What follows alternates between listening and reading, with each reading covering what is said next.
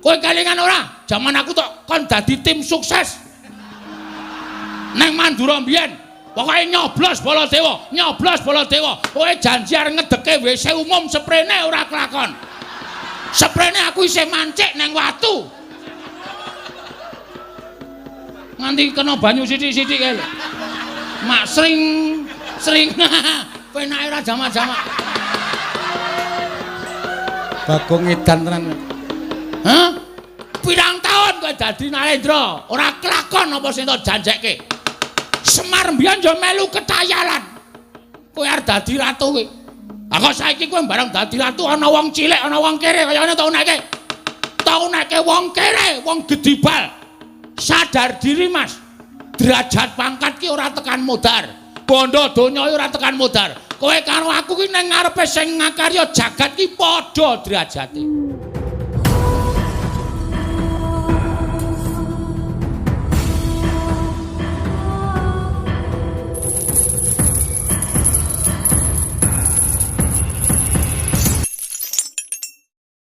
Jagat Dewa Bathara jagat Pangestungkara Kala Prabu. Nggih. Dereng ngantos pun anggen kula nampi sabda pangandika paduka. Menika kados dene sowanipun Panakawan Petruk kaliyan Panakawan Bagong. Lho lah iya.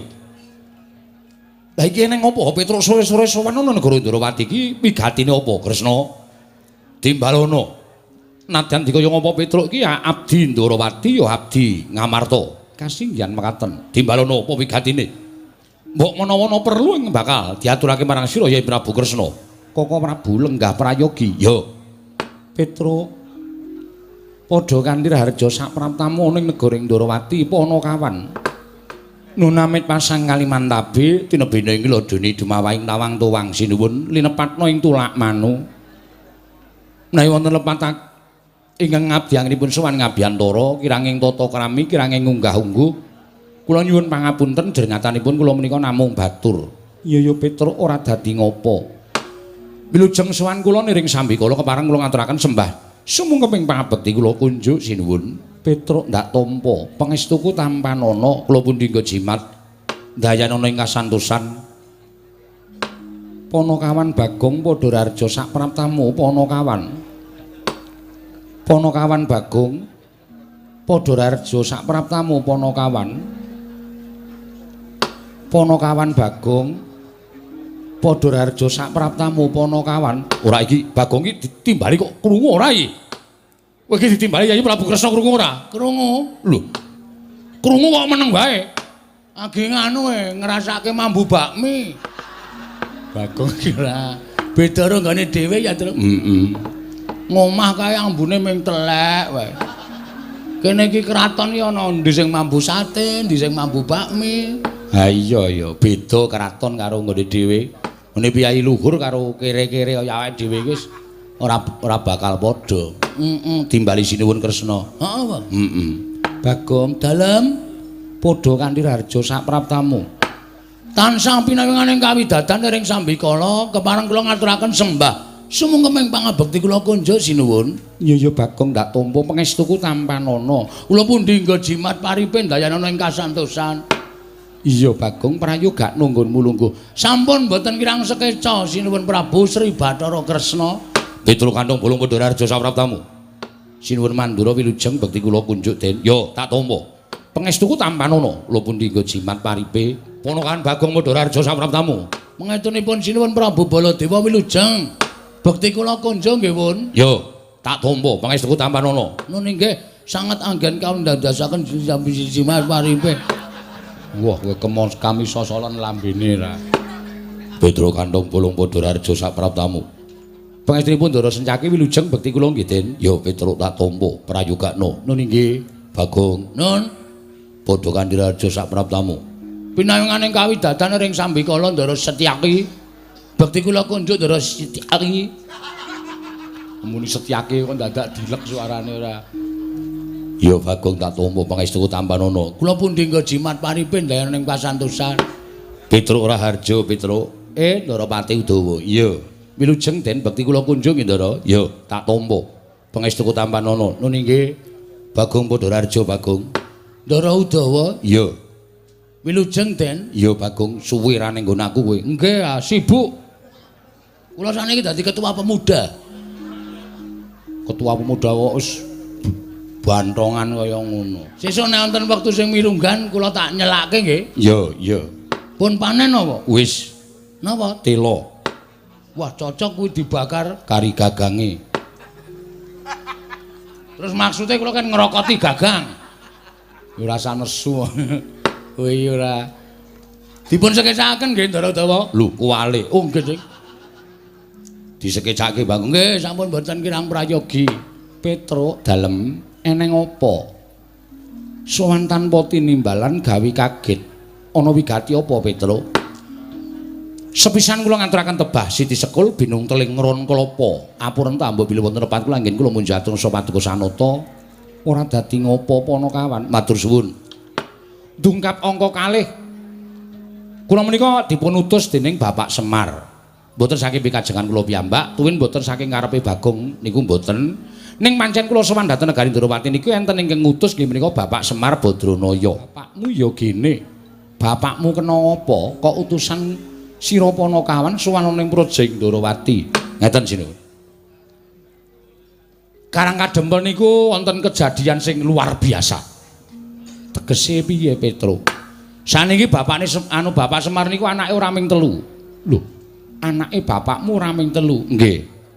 Pira? 4. Lho. Apa garwane wong atuwamu Dewi Kanastren nglairke meneh? Mboten. Lah kepiye? Bapak niku gadah putra angkat. Duwe anak angkat. Nggih. Ha critane ngeten, nalika semanten bapak niku ajeng salat maghrib. Lho tenan kok iki mah do cengengesan ora. Padake Semar ki ora salat apa? Semar ki salat. 5 wektu malahan kok. Bapak niku ajeng salat maghrib nuju teng musala. Musala niku ora kidul kulone omahe bapak nika. Ora tau dinggoni. Iya Petruk, aku wis tau tate tekan kono. Lah nggih. Lah dumadakan mboten kanthi kanyono-nyono teng jero musala niku pun wonten bocah sing lagi lungguhan teng riku teng jero musala. Bocahe nom bagus. Mboten kaya anake bapak kula kali Gareng kali Bagong niku mboten beda. Wah niki sasat dewaning asmara ngejawantah. Sapa sing weruh adi kula niku wah wis geger pokoke. Ora lanang ora wedok kabeh do ngundang kebagusane adi kula niku. Bocah mau saka ngendi? Ah, jare ditakoni bapak tanpa dadah, tanpa pernah, ora duwe wong tuwa, kleyang kabur kangenan ujug-ujug dheweke niku keblasok le mlaku terus ngiyup teng musala riku. Lah terus dipek karo bapak, disekseki karo tangga teparo, pun diundangi tangga teparo gendurenan barak bapak, gendurenan tasakuran. Lare niku diparingi asma Bambang Senet. Bambang Senet nggih. Apa ya arep melu gara-gara? Mboten. Mboten melu niku. Wong piyayine we bagus kok ora iso lucu, ora iso niku panjenengan nek prisa putrane Ndara Janaka, Ndara Irawan, persis plek. Niku tenan. Ha kula ning karo Bagong nganti meri kok. Kampung niku ora ana sing percaya, mosok iki anake Semar. Kakangane Bandam Sesi Bagong karo rupane kaya kirik kok iki bagus ora jamak-jamak.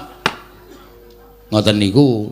Lah nalika semanten Bambang Senet niku nuwun sewu pun sawetara mapan teng Karang Kadempel tumuli wonten 7 dina niki bocah niku kaya wong lara.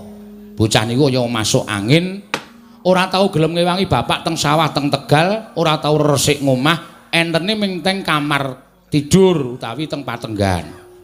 Bapak bingung. Duka kula ya ora ngerti saploke duwe anak Senet iku kula kali bareng kali Bagong kaya dianak tirikan. Sing dilelo-lelo ming sik Senet, apa-apa njaluk apa-apa dituruti, pengen apa-apa dituruti. Ning kula ora apa-apa, ora masalah. Wong nyatane bapak ya seneng duwe anak Bambang Senet, mbok menawa bocah niku iso mikul dur mendem jero karo Bapak Semar. Bener Petruk, nggih. Lah terus ditanting karo Bapak Net, nek kowe kahanane kaya ngene iki kowe padha karo nyengsarake wong tuamu. Aku ki wis tuwa. Bapakmu Semar ki wis tuwa, nek nganti kowe mengko kowe ora gelem matur kepengin apa, kowe kepengin apa lan kowe duwe gegayuhan apa, iki engko nek bapakmu nganti lara mongko kembange wong lara iki mati. Nek nganti bapakmu mati, mongko kowe rung omah-omah. Kowe getun engko net gregah bocah niku tangi. Si Bambang Senet mau nggih. Terus ngendika anu matur ngenten iki, nggih niku, Pak. Lah bapak saya bingung. Nggih niku apa? Bapak niku carane bodho niku asline bodho. Iya. Ning pancen digdaya ning bodho. Iya. Bapak niku pancen digdaya ning goblok. Iya. Ora apa-apa Petruk nggih. Bingung. Niku wau lho ngendikane bapak sing keri dhewe, nek bapak sedo kula dereng omah-omah. Mula niku kula pikir, Pak. Kula pengen omah-omah. Wah, bapak senenge ra jamak-jamak. Nek ngono kowe wis gandeng karo wong wedok. Nek ngono kowe wis tepung karo wong wedok. Senet muni dereng. Lho, lah piye? Kula niku namung ngimpi, Pak. Ngimpi ketemu karo ingkang nami Endang Lara Temon. Putranipun Sinuwun Ndarawati. Wis, bareng ngerti nek putranipun Sinuwun Ndarawati, bapak niku terus ngombe puyer patang emplek. Ah bingung to. Ah wong mengkere kok arep gayu anak ratu cobi. Padha karo cecak nguntal cagak cebol gayu wulan muta ngitung lintang nang kelakone jepak wurunge. Ing atase ping anak Semar kok arep gayu putri Ndarawati. Tur kula ya kaget. Mula kula terus matur karo bapak, "Sik, Pak, mengko gek cenet ki ming tom-tomen. Mergo sak ngertiku putri Ndarawati kuwi wis winengku garwa kabeh. Ndarasti Sendari wis diwengku Ndara Abimanyu. Putra panjenengan Wrantawati diwengku Raden Petruk Kanthong Bolong." Duapure kaya ngono kok Raden Petruk Kanthong Bolong ora. Ha saora-orane kula niku arep dianggep abdi ning kula niku mantu sampeyan. Nggih mboten? Iya takoni. Lah nggih. Ngoten niku. Lah kula ajeng nyuwun priksa, napa Sinuwun Kresna niku kagungan putra ingkang nami Endang Endang Lara Temon. Petro, dalem. Aku kuwi ya duwe putra angkat. Lho. Iki kok dadi angkat junjung to iki? Putra angkat? Iya, Petro. Napa leres asmane Endang Lara Temon? Iya. Asmane Endang Lara Temon, jenenge Endang Lara Temon, lek kowe entuk ya ning Sanggar Pamelengan. Weh, engko gek janjian. Kang Sen karo Semar. Ora, Petro, ora. Iki pancen kanugrahaning Wang Mahanasa. Mula gandeng kowe mau wis matur yen to anake Semar ya kuwi si Bambang Senet kepengin dhawuh karo Endang Lara Temon, bungahku tanpa upama. Mila saking menika bloko suta kemawon boten sah ditutup-tutupi niki cekak gampange kula sowan wonten ing negari Ndarawati menika gandeng sampun cetha Sinuwun Kresna menika kagungan putra ingkang nami Endang Lara Temon. Mila kula angebun-bun enjangan jejawasonten. Jejawasonten menika tegesipun grimis menika artosipun ngemis. Kula kepareng ngemis ingkang putra Endang Lara Temon badhe kula boyong wonten Karang Kadempel kula jodohaken kaliyan pun Bambang Senet. Nek kepareng matur nuwun sanget tanpa pepindhan niki kula wis tata-tata karo Bagong wis nggawa angkutan ta ke. Heeh. Nggawa apa kowe mau? Tosa.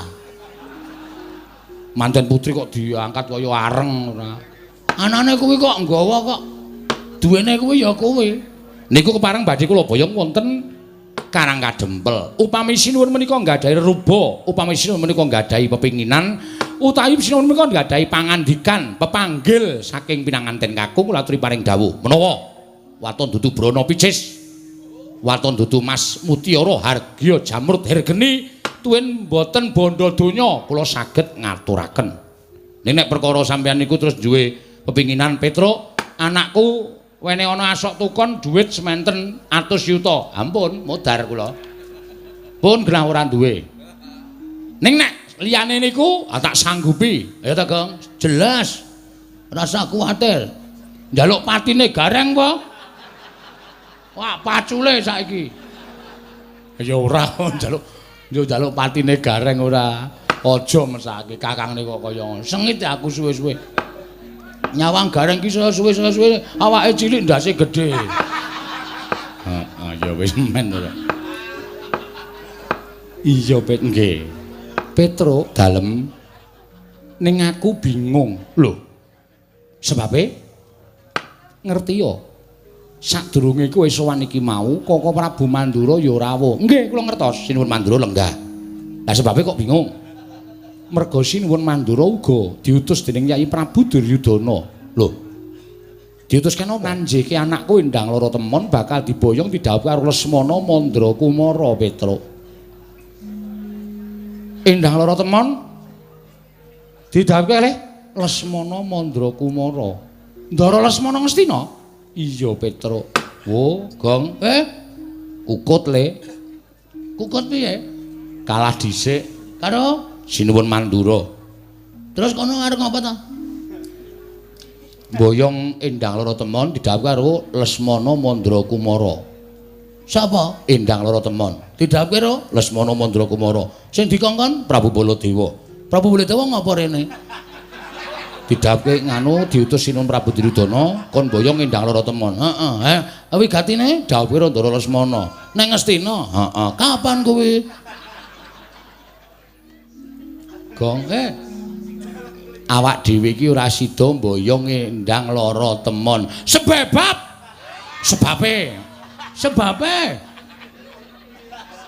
Sebabe sing rawuh Sinuwun Prabu Mandura ya arep mboyong Endang Lara Temon dawuh karo Lesmana Mandra Kumara. Terus Ha iki awak dhewe kalah, wong kalah dhisik.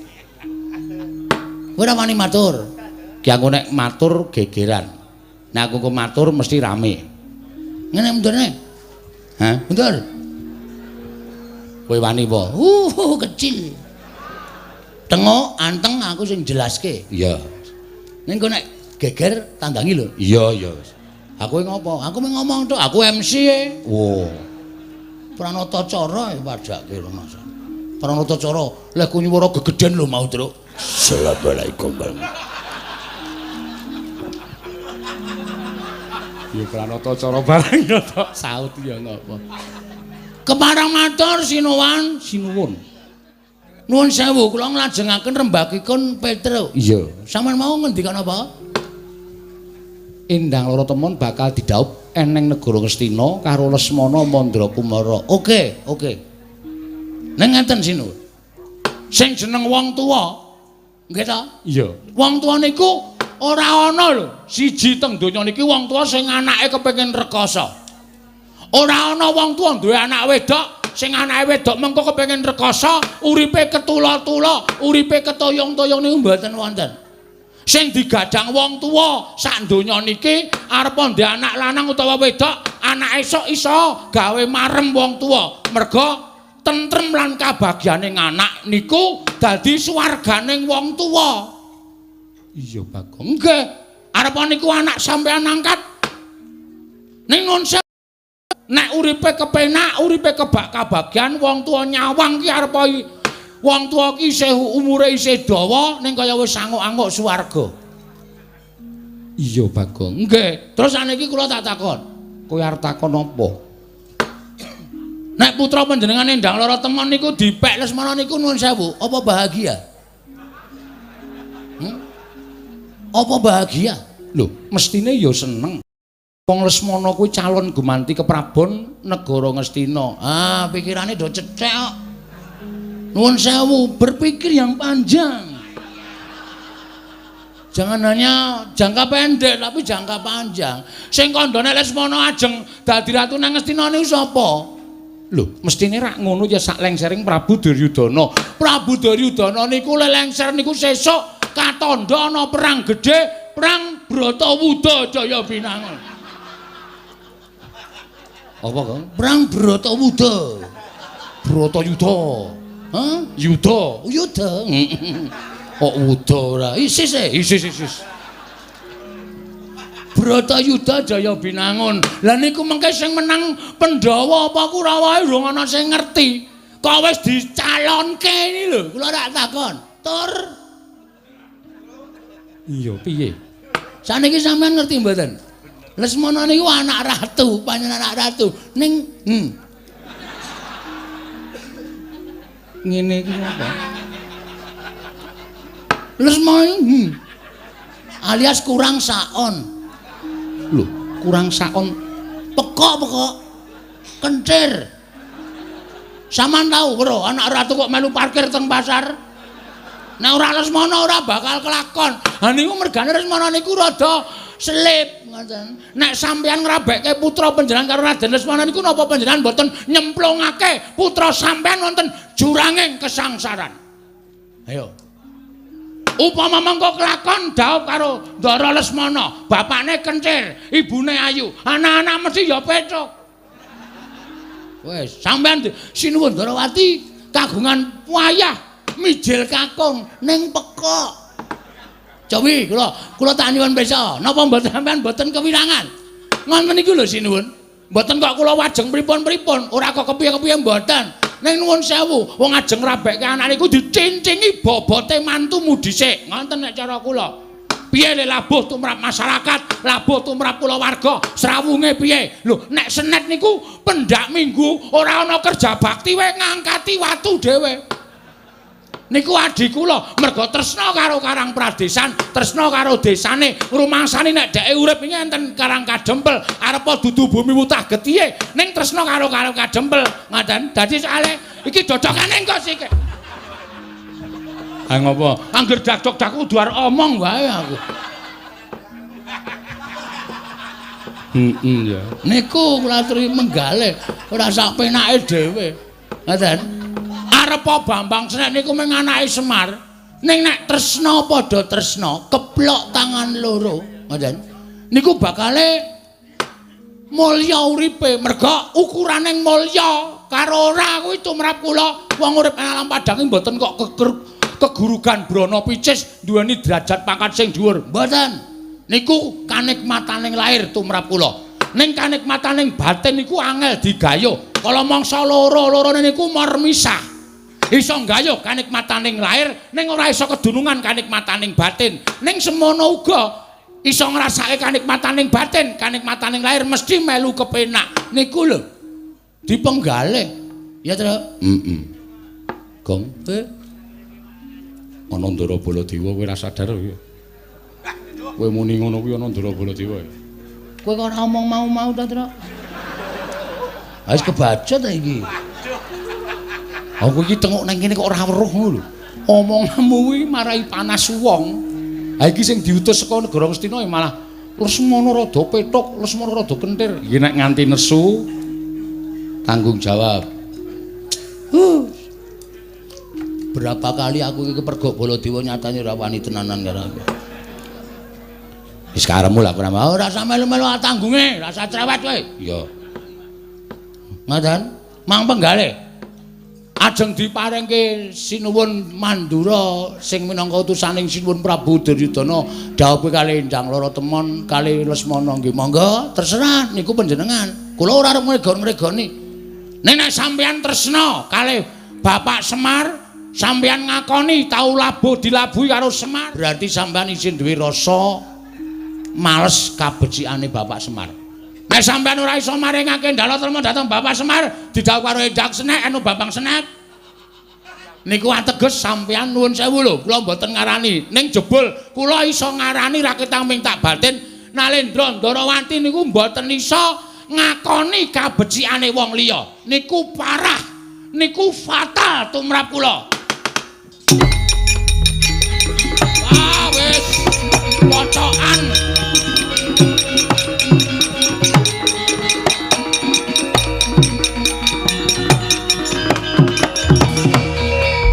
Maning jajalan sukertaning bawana iblis lanat.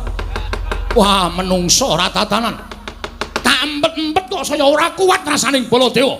Dicecamah dening wujuding Bagong, mengatasi Bagong wong kere loro saudon telu saurupane kok muman-uman karo Nata Mandura Prabu Baladewa. Kowe ngunekke ento Lesmana ki wong edan, Lesmana ki wong ora genep. Anggepmu apa Bagong? Ngandel ora. Kafokmu kapan kowe? Oke, ora sampe melu kowe. Ya. Tandangane dhewe. Aku labur adikku ya Toipati kok, Tru. Ora usah semelang nek mung duna-unakke ngene aku wis kulino. Aku ki ana wong nagih utange tak unak-unakke sik kok. Ngopo kok nagih? Aku sing utang kowe santai kok aku. Kok wedi ora. Rumangsane Bagong. Ponokawan Bagong. Wonten dawuh. Wih lah. Aku tak ning jaba ya. Ning jaba ana, minggat sisan kono. Ora wedi aku nek mung ijen kok ya. Tinggal tenan kowe, tinggalen. Rumangsane ditisik nggawa aku kok. Oh iya to. Ana do mulih sik kono. Dumeh do nggawa kendaraan dhewe-dhewe mulih sik kono.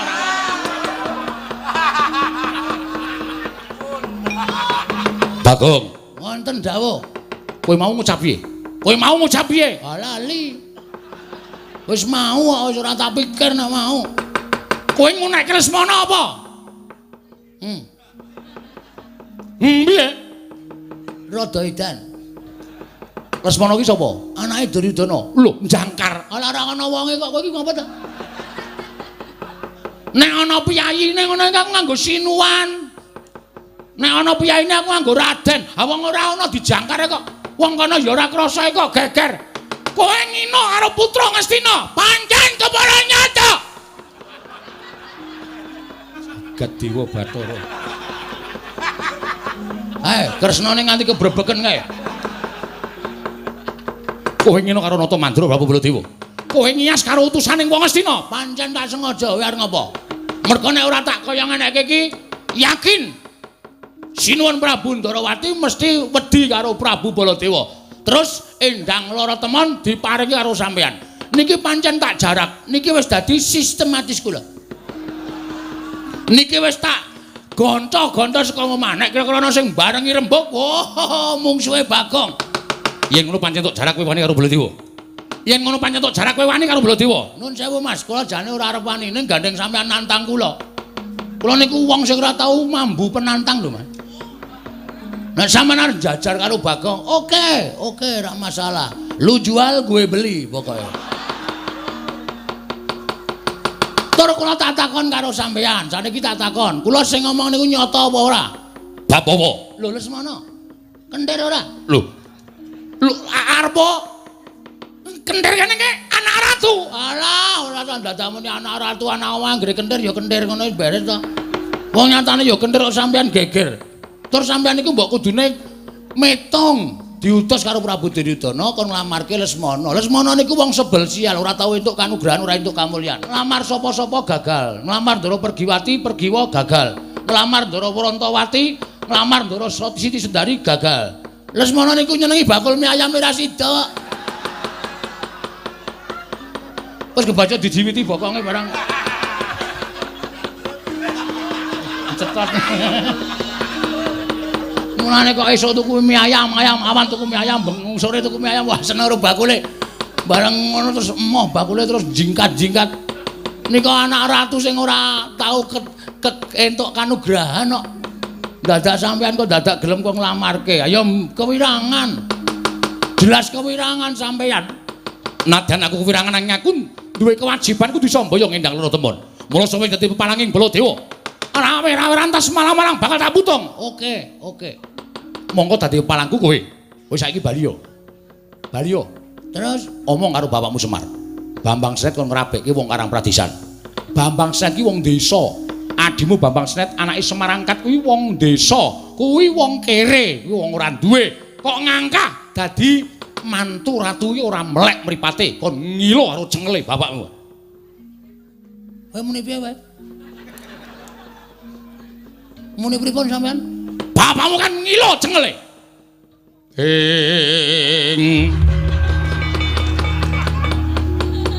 Mangjat kurda sruma bangga. Edian dadak suluk bareng. Men serem kok. Oh, lho ora cocok. Wis ben. Mas, nek sampean ngunek-unekke Bagong, aku arep tau unekke wong elek, arep tau unekke wong gedibal, arep tau unekke wong kere, memang itu faktanya. Dan aku ora bakal nesu. Nek sampean ngunekke bapakmu kan ngilo karo cengele, cengelmu kuwi. Bapake wong tua lho. Kowe ora sak penake ngunek-unekke bapak. Aku anggere bapak dunek-unekke iki rasaku ora trima tenan. Kok dadi kowe iso ngunekke bapak kon ngilo karo cengele? Mbok kowe iki sadar, Bol. Lho. Bol sapa? Jenengmu Bol dhewe arep dundang sapa nek ora Bol? Jijiki. Koko Prabu sampun mangke malah mindak boten kajen. Menawa ora lega rasane iki ora ngusap karo Bagong iki menungso ora tatanan. Kowe sadar diri kowe. Kowe kudune iki sadar. Kowe mbiyen saka ngendi? Kowe mbiyen tak omongi critane ya Mas Baladewa. Kowe mbiyen ora dikukup nang Widara Kandang, ora didelik karo bapakmu sing jeneng Basudewa. Kowe wis mati dipateni karo Kangsa. Kuwi anake tiri Basudewa. Kuwi wong Digdaya. Ning merga kowe dititipke nang Widara Kandang, kowe mbiyen dadi wong tani, Bol. Kowe iki ya nggawa kebo, nggawa sapi, kowe iki ngluku ning sawah, kowe iki tandur ning sawah, awakmu gupak lendut Jawan. Bareng saiki kowe dadi ratu kok glelengmu ora jamak. Kowe kelingan ora? Jaman aku tok kon dadi tim sukses. Neng Mandura mbiyen, pokoke nyoblos Baladewa. Kowe janji arep ngedeke WC umum sprene ora kelakon. Sprene aku isih mancik neng watu. Nganti kena banyu sithik-sithik kae lho. Mak sring. Penake ora jamak-jamak. Bagong edan tenan. Hah? Pirang taun kowe dadi Narendra? Ora kelakon apa sing tak janjekke? Semar mbiyen yo melu ketayalan. Kowe arep dadi ratu kowe. Lah kok saiki kowe bareng dadi ratu ana wong cilik, ana wong kere kaya ngene tau neke wong kere, wong gedibal. Sadar diri Mas. Derajat pangkat ki ora tekan modar. Bondo donya ora tekan modar. Kowe karo aku ki ning ngarepe sing ngakarya jagat ki padha derajate. Hah? Muni ae. Ayo gage. Kowe ndang muni arep muni apa? Wes sing ngene. Rasaku ki gunung tanpa guna. Aku wegah rembugan karo menungso dapure kaya kowe. Aku ya wegah rembugan menungso dapure kaya aku. Kaya kowe. Lah iku walek ya. Tak gawe sayembara. Oke, siap. Cah kendel sepeleke. Aku ora sapa-sapa ra wedi kok. Areng apa kowe? Sapa sing cilik gedene iso kuwi kadetening Baladewa? Wenang boyo ngendang lara temon. Maksude? Sapa sing cilik gedene iso ngungkuli kadetening Baladewa? Wenang boyo ngendang lara temon. Ayo, sempalan pundhaking kiwa tengen Baladewa. Asorna Baladewa yen perlu bandanen tangane, kerincungan sikile. Ayo, boyongan ngendang lara temon. Oke, metu Jawa. Ora ketitama kere perkara pati-pati.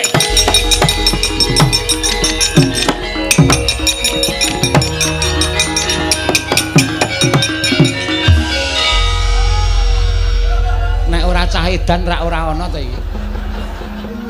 Wong tantang-tantangan bareng le mlayu metu kok iki mbelok meneh. Aku men gondelan cagake. Ngene iki kae lho. Tanganku anu ngrangkul cagak tek siut langsung balik rene. Lho lah ngopo kok balik meneh? Weh, sampean mengke nek kula wis metu, nek terus ngrasani, kula ora seneng ya dirasani. Lho, aku ngrasani apa? Kaya ora ngerti pambeganing Ratu Ndarawati, Ratu Berbudi Bawa Leksana, Lila ing Brana, ikhlas ing picis. Tegese piye? Alah, mbok ora sano. Ngene lho semelangku ki. Engko nek aku wis metu njaba.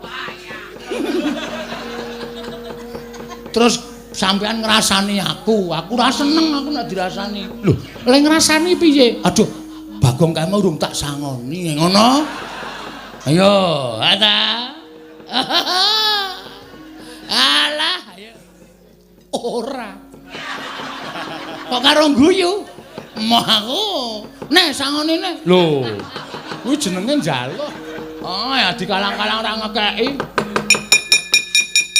Nyonya. Ada ngono, mengke perang niku ngelak. Iya. Ora ana sing nggo tuku apa to apa. Wah, makasih. Makasih. Iya. Asa omong Petro lho, ora. Engko ndak njaluk. Ya wong dienggo wong loro rak ya cukup. Ora iso. Ben Petro mudar mbok men.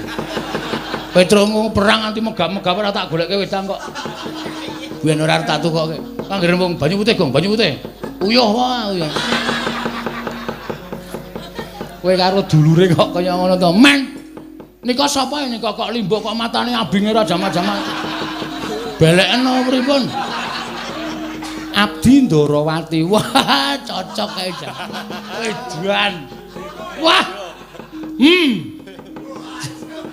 Matuk aku. Matuk wong edan metu njaba bakon. Nun niki ngesla. Nun metu njaba. Ampun ngendika kaya ngoten. Niki niku nggen manten. Manten niku aja sok diperintahke kon metu njaba. Ampun. Ben gek kagungan putra ya nentokke jero. Ngawur kowe. Nyun pamit sinuwun sing ati-ati aja kaya bocah.